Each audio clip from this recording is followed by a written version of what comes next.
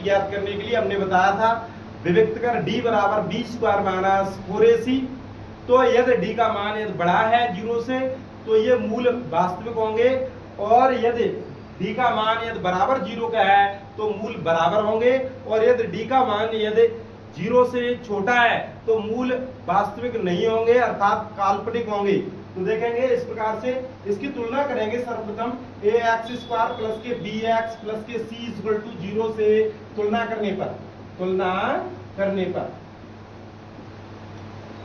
देखना तुलना होगी तो ए का मान कितना आ जाएगा, एक्स स्क्वायर के मल्टीप्लिकेशन में कितना एक किसी के भी मल्टीप्लिकेशन में हो सकता है। तो देखना ए का मान 1 हो जाएगा, बी का मान कितना हो जाएगा, बी इक्वल टू हो जाएगा 5 अंडर रूट में 5 और ये सी का मान हमारा माइनस के 70 हो जाएगा। इसमें चिन्ह जो भी होता है साइन वो हम ले लेते हैं। तो देखेंगे विभक्त कर डी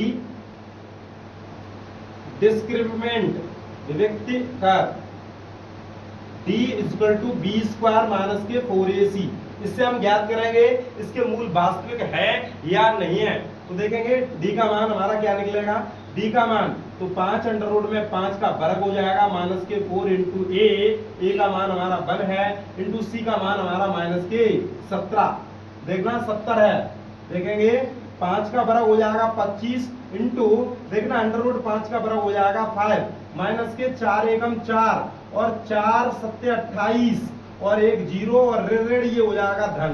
तो देखना 25 पंजा 125 प्लस 280, इसे जब भी जोड़ेंगे तो ये पॉजिटिव आएगा। ये 5 8 2 10 की 0 हासिल 1 2 और 1 3 और 1 4। तो ये हमारा डी का मान जो है वो ये 405 आ रहा है अर्थात वास्तविक मूल्य होंगे।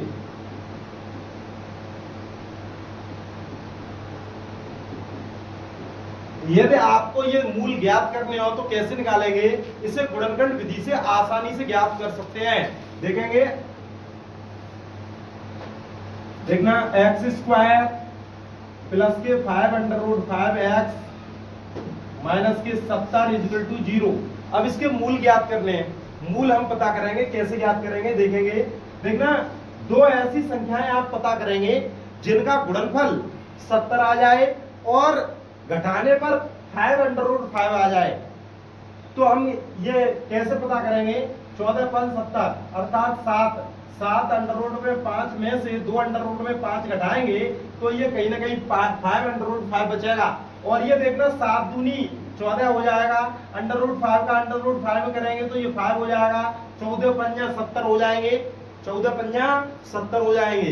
तो गुणा करने पर इन दो संख्याओं का यदि हम गुणा करते हैं तो हमारा 70 आएगा। यदि हम 7 अंडर रूट 5 में से यदि हम 2 अंडर रूट 5 घटाएंगे तो कहीं ना कहीं 5 अंडर रूट 5 बचेगा। तो देखेंगे हमारा गुणनखंड देखना हो जाएगा, देखना x square plus 7 under root में 5x माइनस 2 अंडर रूट में 5x और ये माइनस के 70 इक्वल टू 0। इसमें से हम कॉमन लेंगे, देखना इसमें से हमारा क्या कॉमन है, x कॉमन है, x प्लस ये 7 अंडर रूट में 5 बचेगा माइनस के यहाँ से हम क्या कॉमन लें तो 2 अंडर रूट में 5 कॉमन ले लें तो ये हमारा बचेगा क्या, x माइनस देखने माइनस कॉमन ले लिया है तो प्लस बचेगा, 2 से ये काटेंगे 35 अंडर रूट 5 का भाग देंगे तो 7 अंडर रूट में 5 बचेगा। देखेंगे इस प्रकार से ये वाला जो कोष्टक है बराबर 0, ये जो कोष्टक है ये समान है x प्लस 7 अंडर रूट में 5 और देखेंगे ये हमारा बचेगा शेष x माइनस 2 अंडर रूट में 5 इक्वल टू 0। तो ये हमारा देखना इस वाले कोष्टक को यदि हम 0 में ले जाएंगे तो ये भाग में जाएगा, जब भी ये भाग में जाएगा तो ये शून्य हो जाएगा। जब ये शून्य हो जाएगा तो हमारा क्या बचेगा, x माइनस 2 अंडर रूट में 5 इक्वल टू 0। तो x बराबर ये हो जाएगा 2 अंडर रूट में 5, ये x का मान निकल के आएगा। और यदि हम इसे 0 के उस तरफ भेजेंगे तो ये हमारा भाग में पहुंच जाएगा, तो ये देखना डिवाइड करेगा तो ये हमारा शून्य हो जाएगा। तो हम इसे लिख सकते हैं x प्लस 7 अंडर रूट में 5 इक्वल टू 0। तो x बराबर माइनस के 7 अंडर रूट में 5। तो इस प्रकार से हमारे ये दोनों मूल ज्ञात हो जाएंगे। देखना यदि आपको ये प्रश्न समझ में आया हो तो एक बार वीडियो को शेयर करें और लाइक करें।